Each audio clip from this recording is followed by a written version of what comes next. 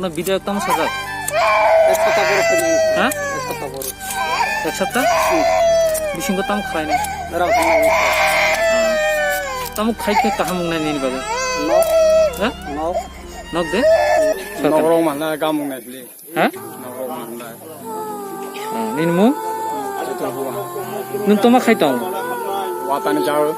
হ্যাঁ ওয়াতানি যাও কালকে দুপুরে ঘর বৃষ্টি হয়ে ঘরটা উড়ে নিয়ে গেছে এখন ঠিক করতে আসে এখন কিরকম অবস্থা আছে কিছু তো শত মাল মাজ্জা সব ভিজে গেছে তাহলে এখন কি করবো একটু সাহায্য চাই সরকারের কাছে হ্যাঁ বিধায়ক আইসে কিরকম লাগতে আছে কি কইছে বিধায়ক এরা তো নাম টাম লিখে নেই যে লকডাউনের 1 নম্বরে আছে খানা দানা ওদের তো গাছ গাছ কেটে জীবন জীবিকা পালন করে এখন তো সব বাস বিক্রি করতে পারে না খুব কষ্টে চলতে আছে এটার সাথে সাথে গতকাল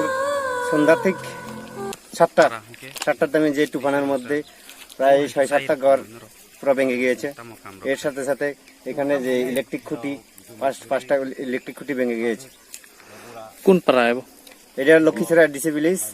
এই পাড়ার নাম গিদ্দকুমার পাড়া আচ্ছা মানুষ এখন কি অবস্থায় আছে মানুষ এখন তো অবস্থার বলার মতো আমার কাছে আর কিছুই নেই ওদের যে দুঃখ যে কষ্টে আছে আমার বলার মতো আর কিছুই নেই আচ্ছা এই বিধায়ক আইসে কি কইছে বিধায়ক একটু আশ্বাস দিল আমাদেরকে বলল যে ইমিডিয়েটলি যে তহসিল এবং বিডিও সাহেবের সাথে যোগাযোগ করার জন্য ইমিডিয়েটলি আর্থিক সাহায্য দিয়ে দেব বলছে বিধানসভা কেন্দ্রের উদ্যোগ এবং এমএলএ নেতৃত্বে বলছি যে বিধানসভা এলাকাও বাইম নিয়া নবাই আগে যে কষ্টং তো পাড়া পাড়া বেড়াইবি পয়লা মাই जों গিদ্দকুমার থানা আরকে লক্ষ্মীছড়া ভিলেজ এডিসি ভিলেজ আর প্রায় 27টি পরিবার নবাইহা একদম গরিব লোক মাই মাছে এখন রাও আপন পরখে जों ফাইখিয়া লুকু বাজার আবো প্রায় একটা সেট পুরা বাইহা আপন পরতে जों লালবিনা ফাইও লালবিনা ফ নবাইম একদম নখবাও কে খুব সাথে আমাছে খাতো সরা আরম্ভ जों বনাইহা নাইয়ে এসডিএম जों রিপোর্ট দিনাই রিপোর্ট দিকে এসডিএম সরকারি তরফ থেকে প্রাণ যত সামান্য যে সরকারি নিয়ম সাহায্য না আবার সাহায্য প্রাণ দিনাই তার থেকে আমাদের ভারতবর্ষ রেহাই পায়নি যার জেরে আজকে আমাদের ভারতবর্ষ 21 দিনের যে লক পিরিয়ড চলছে তার আজকে 10ম দিন তো আমাদের এই দুর্দশার মাঝে প্রাকৃতিক দেবীও আমাদের উপর কিছু অসন্তুষ্ট হয়েছেন গতকাল রাতে